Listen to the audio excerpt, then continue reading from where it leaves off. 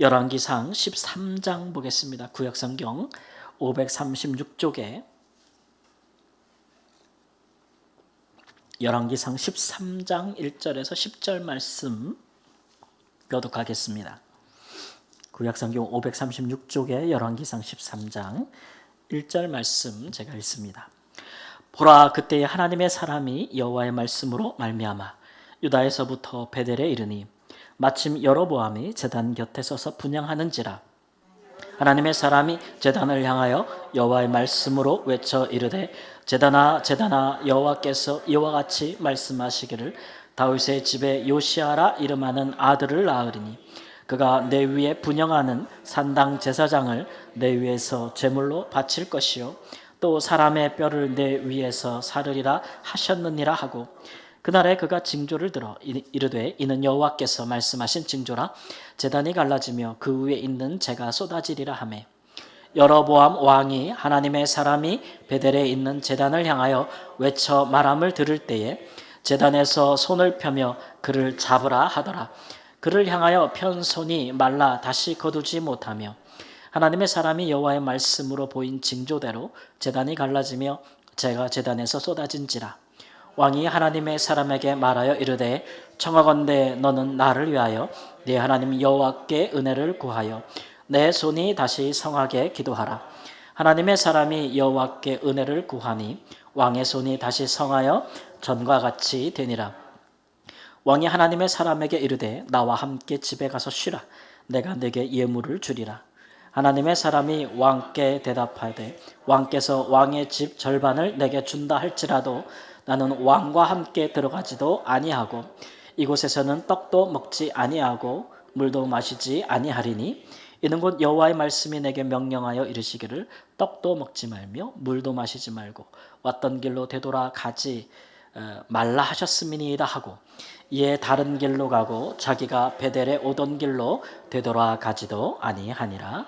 아멘. 예수님의 기도로 돌아가자라는 주제를 가지고 설교한 지가 벌써 금요일마다 117번째네요.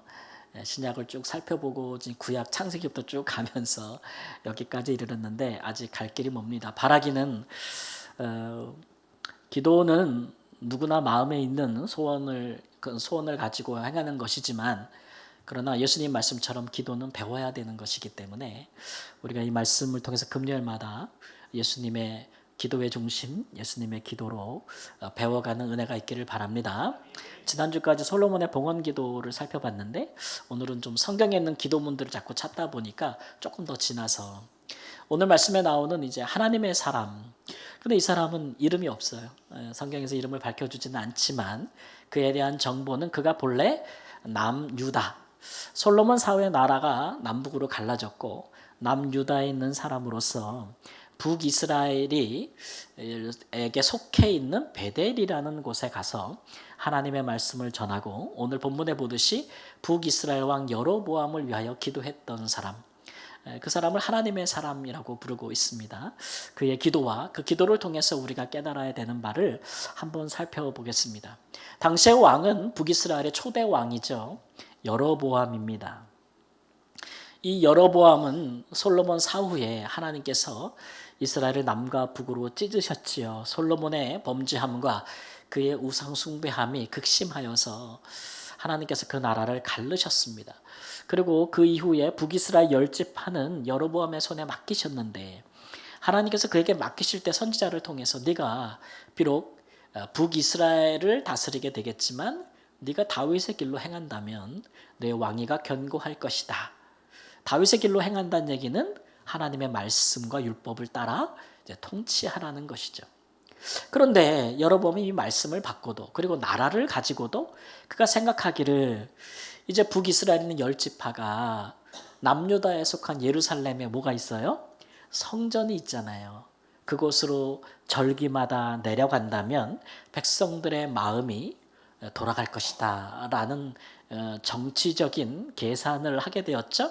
그래서 그는 이스라엘 10지파가 성전과 하나님을 향하지 못하도록, 또 그가 정치적인 그런 손해를 그렇게 받지 않기 위해서 북이스라엘의 가장 북쪽에 있는 단이라는 지역과 남유다와 경계가 되는 베델이라는 곳에다가 이제 따로 제단을 만듭니다. 그리고 그곳에 이제 금송아지를 세우죠. 그리고 북이스라엘 백성들의 말하기를 이 금송아지가 너희의 하나님이다. 이렇게 얘기하죠. 어디서 많이 본 것 같지요? 이스라엘 백성들이 애굽에서 나와서 광야를 지나 시내산에 이르렀을 때에 그들이 거기서 모세가 하나님의 율법을 받으러 산에 올라가 있을 때에 그들이 땅 산 아래에서 금송아지를 만들고 이것이 너희를 애굽에서 인도하는 너희의 신이니라 이렇게 하면서 거기서 먹고 마시고 뛰놀더라라고 했어요. 먹고 마시고 뛰논다라는 표현은 굉장한 성적인 행위를 의미하는 것으로서 그들이 애굽에서 본 우상을 숭배하는 제의를 그들이 본대로 행하였다는 것이죠. 이방에서 행하는 제의식은 다 그렇습니다. 그렇게 여사제, 남사제 그리고 숭배하는 자들이 제물을 갖고 오면 그곳 제단 앞에서 그 제물을 드리면서 남자 숭배자들은 여사제와 또 여자 숭배자들은 남사제와 함께 그렇게 성적인 행위를 하는 것이 보통 그들이 당시에 이방 신들에게 드리는 제의의 모습이었는데 이스라엘 백성들이 시내산 밑에서 그걸 했다는 거예요. 하나님께서 굉장히 진노하셨죠. 같은 일을 벌이고 있는 것입니다. 지금. 그러니까 한 번 과거에 발생했던 사건이 시간이 많이 지나도 다시 발생할 수 있다는 것을 보여주고 있는 거예요. 그래서 그 사례가 참 무서운 것이죠.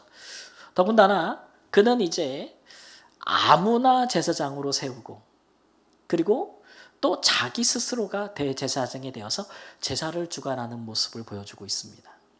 그러니까 왕이 또 제사장의 직무를 감당하는 거 이게 신정일치 아니겠습니까? 이런 것들을 자기 의무로 만들어 놓고 백성들을 하나님을 떠나 이제 우상을 섬기게 하는 길로 접어들게 하는데 이것이 이제 국가 권력이 국가 종교로서 우상화하는 제도를 만들어가는 것이죠. 그러니까 이런 악은 개인이 우상 숭배하는 것보다 훨씬 악하지 않겠습니까? 그렇죠? 그리고 이런 것들은 쉬 고쳐지겠습니까? 쉬 고쳐질 수 있는 문제도 아니죠. 아주 심각한 그리고 굉장히 오랫동안 지속될 범죄이기 때문에 하나님께서 이제 유다에서부터 선지자를 보내요. 그 왕에게 그리고 북이스라엘에게 경고하시기 위하여 하나님의 사람을 보냈다 이런 겁니다. 이 하나님의 사람을 보낼 때에 하나님께서 두 가지로 말씀하신 것을 보이는데 하나는 2절에 나와 있고 하나는 9절에 나와 있죠. 내가 지금 만든 그 재단은 언젠가는 다 그게 이제 재단은 다 무너질 것이다 이런 얘기죠. 언젠가는 다윗의 집에 요시아라고 이름하는 아들을 낳을 것인데 그가 분향하는 산당 제사장을 내 위에서 제물로 바칠 것이요 또 사람의 뼈를 내 위에 사르리라. 이 얘기는 제단을 더럽힌다는 얘기죠. 제단이 아주 더럽혀져서 다시는 그 위에서 제사를 드리지 못하게 된다는 얘기입니다. 그럴 날이 올 것이라는 얘기죠. 그걸 누가 하냐 하면 다윗의 자손 중에서 요시아라는 왕이 할 것이다. 그 예언을 해 주시고 그 징조로서 제단이 갈라지고 재가 쏟아질 것이다 라고 예언했는데 그 즉시로 제단이 갈라지고 재가 쏟아졌다 이런 얘기입니다. 하나님께서 요시아라는 왕이 그것도 남유다의 왕이 이 제단을 회파하게 될 것이다 라고 말씀하셨으니 이 죄는 언제까지 갈 거예요? 요시아라는 왕이 나타날 때까지 이 죄는 지속될 것이라고 보죠. 그래서 우리가 역사적으로 따져보면 이 베델과 단의 이 우상숭배 제단이 몇 년을 가느냐 하면 300년을 갑니다. 300년 후에 실제로 요시아라는 왕이 나타나서 이 베델을 점령하고 나서는 이 제단을 회파하기 위해서 베델의 우상숭배, 금송아지에 숭배하는 제사장들의 무덤이 있었어요. 베델에. 그 뼈들을 제사장들의 무덤을 그 뼈들을 갖다가 이 제단 위에서 불살라 버립니다. 왜 그렇게 하는 거죠? 이 제단을 더럽히는 거예요. 더럽히는 거죠. 그런 일들이 실제로 일어나게 되지요. 이런 종류의 제약은 특별히 이렇게 국가 권력이 왕이 제도적으로 하는 이런 범죄들은 역사적으로 굉장히 오래 가고 잘 사라지지 않습니다. 그러니까 그 죄가 훨씬 무겁죠. 그래서 결국은 여로보암과 그 온 집안들이 이 죄 때문에 심각하게, 심지어는 북이스라엘 자체가 이 죄 때문에 국가 자체가 멸망하게 되는 계기가 됩니다. 그래서 북이스라엘의 후대 왕들을 하나님께서 평가하실 때 기준이 뭐냐 그러면, 남유다는 기준이 뭐냐면 이 왕이, 다윗의 후손들이 다윗의 길로 행하였는가, 그게 기준이에요. 그렇죠? 다윗은 어떤 사람이었기 때문에요. 하나님 앞에 정직하고 성실한 사람이었어요. 마음이 정직하고 하나님의 말씀을 따라 통치하게 성실한 사람이었어요. 굉장히 부지런한 사람이었죠. 근데 북이스라엘을 평가할 때는 어떻게 평가해요, 왕들을? 그가 여로보암의 죄를 따랐는가 따르지 않았는가. 결국은 이 죄를 따르기 때문에 멸망하게 되는 겁니다, 북이스라엘은. 근데 그 시작에 하나님께서 선지자 하나님의 사람을 보냈다. 제단이 갈라지고 죄가 쏟아졌기 때문에 징조를 보니까 앞으로 뒤에 일어날 일은 확실하다. 이 제단은 회파될 것이다 라는 것을 하나님이 징조로 보여주신 거죠. 그럴 때 이 여로보암 왕이 이 하나님의 사람을 가리켜서 저놈을 잡으라 그랬다는 거예요. 근데 잡으라고 뻗었던 손이 즉시로 어떻게 됐어요? 말라버렸다, 이런 얘기예요. 그러니까 이 왕이 하나님의 사람을 붙잡고 나를 위해서 네 하나님께 은혜를 구하여서 내 손이 다시 성하게 해달라, 그렇게 했다는 거죠. 그래서 하나님의 사람이 어떻게 했어요? 기도했어요, 안 했어요? 했다는 얘기예요. 나 같으면 안 해줬을 것 같아요. 네. 왜냐하면 그거 해줘도 이 왕은 회개하고 돌이킬 사람이 아니에요. 절대 아니죠. 이걸로 인해서 자기 손이 마르고 고침받은 사건을 통해서 왕이 자기의 잘못을 깨닫고 우상숭배에서 돌이켰을 것 같으면 하나님께서 왜 이 예언을 주셨겠어요? 네? 후에 요시아라는 왕이 와서 회팔할 것이다. 그 얘기는 안 돌이킨다는 얘기잖아요. 하나님의 사람은 이미 알고 있는 거예요. 그리고 두 번째 주신 말씀, 하나님의 말씀이 뭐냐 하면, 베델에서 누가 자기 집으로 가라고 하든지, 여기서 머물고 가라고 하든지, 여기서 마시고 가라고 하든지, 쉬고 가라고 하든지, 먹고 가라고 하든지 다 뭐 하라? 듣지도 말고 즉시 떠나라는 거죠. 심지어는 왔던 길로 돌아가지도 말고 다른 길로 얼른 가라는 거예요. 그런 말씀을 주신 이유도 뭐겠어요? 이 왕이 돌이킬 것이다?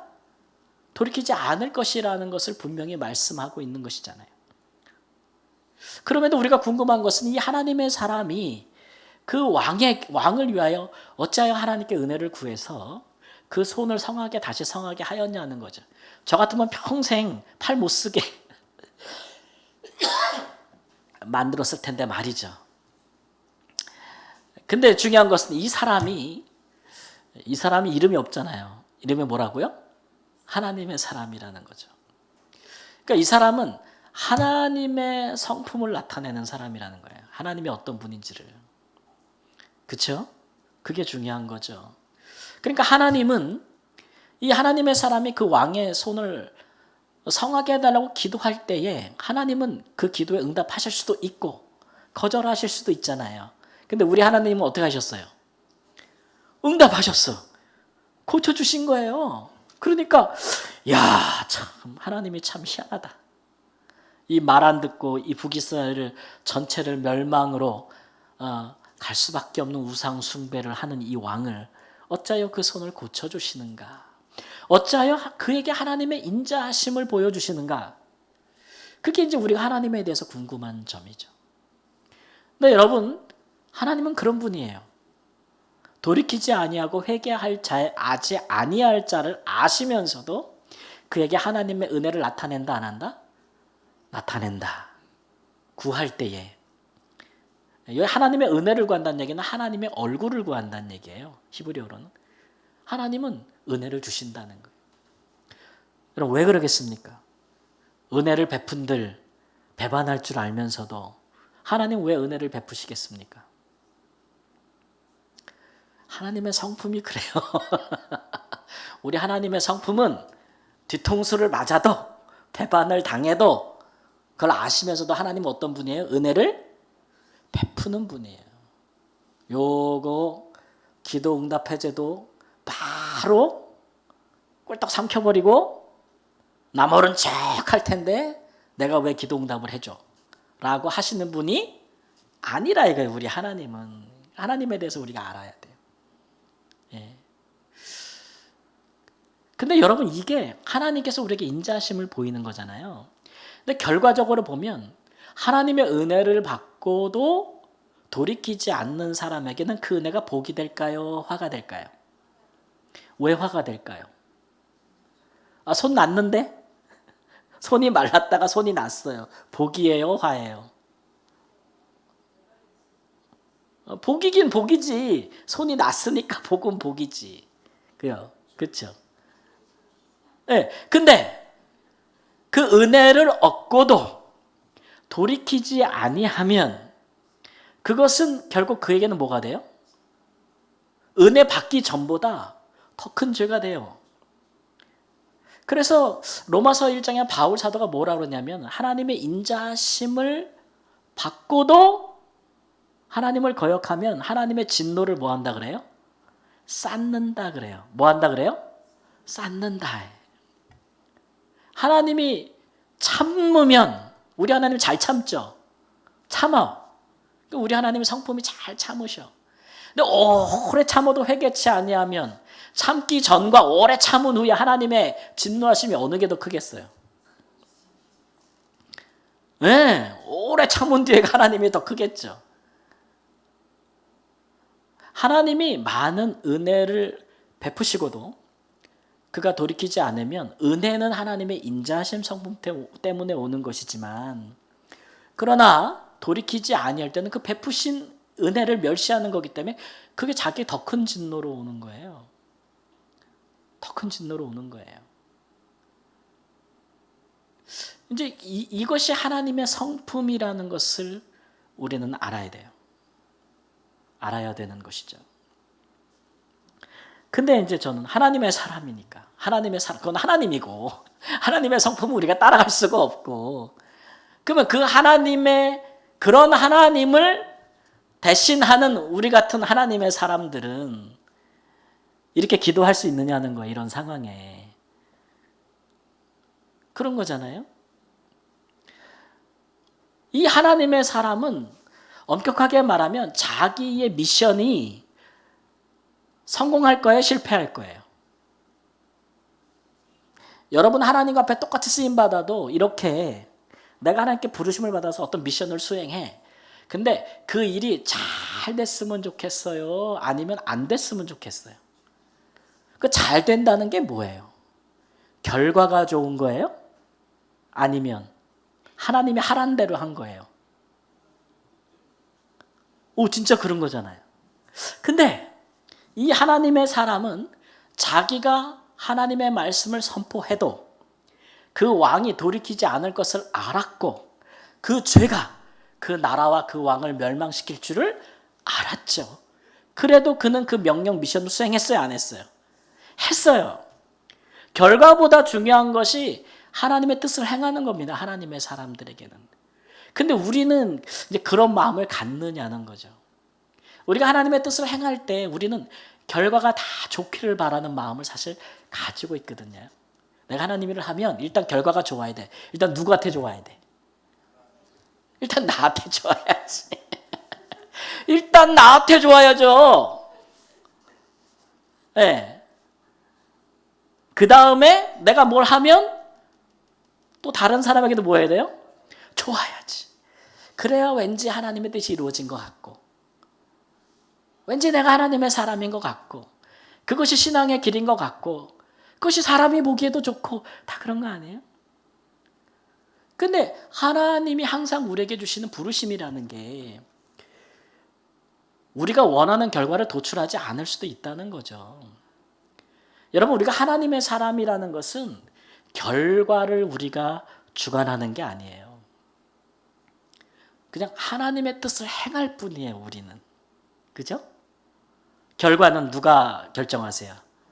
하나님이 결정하시는 거예요. 선지자로서 하나님의 말씀을 전하면 막 회개하라 그러면 막 사람들이 회개를 막 하고 말이지. 그러면 뭔가 내가 하나님의 사람인 것 같고. 여러분 과연 그렇겠습니까? 꼭 그렇지만은 않아요. 근데 우리가 결과를 주관하고 싶으면 하나님의 사람으로 사는데 장애가 돼요. 그게 우리한테. 예. 하나님 우리가 원하는 결과가 나올 수도 있고 안 나올 수도 있잖아요. 우리는 부르심을 따라 행할 뿐이에요. 그게 하나님의 사람이죠. 뻔히 그 사람 내가 위해서 기도해줘도 저 사람 돌이키지 않을 거 알면서도 하나님의 사람은 뭐 해야 돼요? 기도하는 거죠. 하나님의 성품이에요. 기도응답 받았는데도 저렇게 멋대로 살 것 같으면 괜히 기도해줬다. 여러분 그럴 때 누구에서 기도해주고 나서는 기도응답 받았어 그 사람이. 근데 기도응답 받은 사람의 내가 기대하는 결과가 안 나왔어. 에이씨 괜히 기도해줬네. 그런 마음 가질 때 있지 않아요? 다음부터 기도 안 해. 그래서 우리가 그런 마음 가질 때 있어요. 우리가 선한 마음을 품고 했는데 그것이 선한 결과가 안 나오게 되면 다음부터 안 해. 이럴 때가 있거든요. 선한 행위를 했어? 근데 그 사람이 몰라져. 은혜 받은 것 같지 않게 행동해. 그러면 우리가 에이씨 다시는 하나 봐라. 물론 안 해주는 사람도 문제죠. 우리가 선을 행하는 걸 자꾸 막아버리니까. 그런 일 당하면 하고 싶어요? 안 하고 싶어요? 안 하고 싶어. 죽도록 도고 기도해줬는데 하는 꼴을 보니까 다시는 내가 저 사람을 위해 기도해 안 해줄 뿐만 아니라 이제 나 앞으로 도고 기도 안 해. 이렇게 내가 기도해 주나 봐라 뭐 이런 마음. 다시는 내가 그거 하나 봐라 이런 마음 생기는 게 다 결과를 내가 원하는 결과를 얻고 싶어서 그런 거예요. 근데 그 결과는 하나님께 속한 것이기 때문에 우리가 원하는 것이든 그렇지 않았다 기대했던 것이든 아니든지 간에 선한 것이든 악한 것이든지 간에 하나님의 사람은 하나님의 일을 행할 뿐입니다. 그게 중요한 거죠. 네, 그게 마음을 어디에 둬야 되냐는 거예요. 하나님의 사람들은. 마음을 하나님께 둘 때에 우리가 기도하는 것도 하나님의 뜻을 행하는 것도 우리가 중지하지 않을 수 있어요. 네, 중지하지 않을 수 있죠. 예수님이 그 같은 마음을 가지고 행하셨잖아요. 항상 하나님의 뜻을 행한다고 생각하니까 사람들이 어떻게 하든 결과가 어떻게 오든 자기 길을 주 안에 자기 길을 갈 수 있는 거예요. 우리가 예수님께 그런 걸 좀 배워야 될 거예요. 제가 이제 그저께 이번 주에 이제 말라위에서 이제 선교사님 한 가정이 나와서 만났거든요. 그러니까 제가 이제 말라위에서 나오면서 저의 모든 자리를 이렇게 이양해준 다음은 리더십이죠. 선교사님 가정이 나왔는데 이제 벌써 14년이 됐대요. 저는 12년 했잖아요. 그래도 제가 존경합니다. 딱 그랬어요. 나보다 연수 많이 선교제에 있었으면 이제 리스펙트 하는 거지 이제. 그렇게 하면서 얘기를 들어보니까 7년이 됐는데 아직 안식년을 못했다고. 그래서 안식년을 나오려고 나왔는데 또 일이 생겨서 한 달 만에 들어간다는 거예요. 그래서 이제 뭐 되게 힘들고 피곤해 보이더라고요. 그러니까 얼굴들 보여서. 근데 이제 제가 이제 이런 말을 해줬습니다. 내가 선교를 12년을 하고 나와서 이렇게 지난 날을 되돌아보니까 선교사님 남는 게 뭔가 내가 생각을 해봤어요. 남는 게 저는 이제 선교지에서 굉장히 일을 많이 벌렸던 사람이라 막 일을 벌리고 후배들을 받아서 막 팀 사역을 하고 막 일을 막 벌렸거든요. 이 후배 선교사님은 그걸 다 단돌이 하는 성격인 거니까 사역을 확장하지는 못하고 있는 거 감당하기도 너무 바쁜 거예요 지금. 그래서 제가 지나면서 선교사님 지금 남는 게 뭐냐면 제가 뭐 후원을 받아서 우리가 함께했던 뭐 학교나 뭐 병원이나 뭐 그런 것들 뭐 교회나 이런 거 그런 게 남는 게 아니에요. 이렇게 제가 얘기했거든요. 남는 게 뭐냐면 하나님과 함께 동행했던 거. 제가 선교 사역을 하는 동안에 와 하나님이 이런 분이구나 라는 것들을 진실로 깨달았던 거. 와, 하나님이 나를 사용하시는구나 라는 것들에 감격했던 거. 야 우리 하나님이 이런 걸 좋아하시네. 이러면서 선교지에서 사역하면서 하나님에 대해서 깊이 있게 깨달았던 것만 남아요. 그랬어요. 그러니까 보이는 프로젝트나 그런 것들에 너무 마음을 빼앗기지 말라고 제가 얘기를 해줬어요. 예. 여러분, 우리 요한복음 17장에서 예수님께서 말씀하신 것도 영생이 무엇입니까? 영원하신 하나님과 그의 아들 예수 그리스도를 뭐 하는 거예요? 아는 거. 아는 거. 그게 뭐라고요? 영생이니라 그랬잖아요. 영생이니라. 우리에게 남는 것은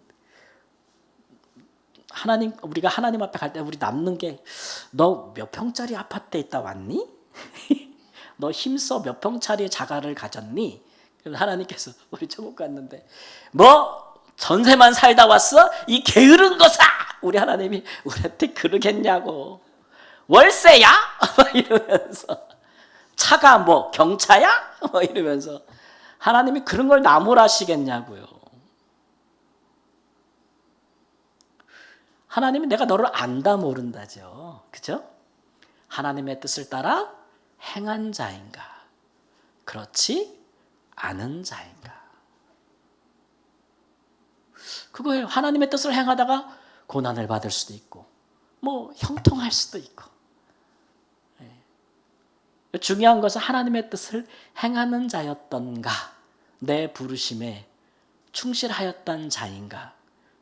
결과를 주관하시는 분은 하나님이시니까. 하나님을 얼마나 알고 교제하며 그의 뜻대로 행하였던가를 우리 하나님께서 보시지 다른 거 보시지 않잖아요. 자, 이 말씀이 여러분에게 위로가 됩니까? 도전이 됩니까? 위로가 되시기를 바랍니다. 네? 세상에서 사람들 보기에 사람에게 영광을 받기에 떳떳하고 보여줄만 하고 위대하고 그런 것이 없어서 기도에도 힘을 잃고 믿음도 작아지고 위축되고 그러지 마세요. 그런 것들이 우리가 하나님의 뜻을 행하는데 하나라도 더하지도 못하고 빼지도 못할 것들입니다. 예, 빼지도 못할 것들. 그런 사람에게 보이려고 하는 거는 다 외식에 불과해요. 그보다 훨씬 더 중요한 거는 하나님의 뜻대로 부르신 대로 내가 하나님의 사람으로 살았는가죠. 살았는가. 예수님이 우리를 왜 처소를 예배하러 가신다고 하셨는데 이 땅에 뭐 그렇게 뭐 없으면 어때? 육체가 잠깐 머물다가는 장막이 있으면 되는 거지. 그러니 그런 육신의 장막을 가지고 사람을 평가하지도 말고 스스로를 평가하지도 말 것이며 하나님의 사람다운 기준을 가지고 우리가 살아야 하는 줄 믿습니다. 좀 우리 수준을 좀 이렇게 높이자고요. 그럴 때도 우리가 기도하는 것도 의미가 있지. 하나님의 마음을 따라 기도할 수 있지. 세상의 그것들 때문에 마음이 천국과 지옥을 오락가락하면서 울고불고 기도하지 말고 하나님의 마음을 따라서 울고불고 기도하는 게 낫지요. 부르짖고 기도하는 것이 나은 줄을 믿습니다. 우리가 기도할 때마다 그 같은 마음을 가지심으로 하나님의 사람으로 사람이라 일컬음을 받기에 부끄럽지 않기를 우리 주 예수님의 이름으로 축원합니다. 아멘.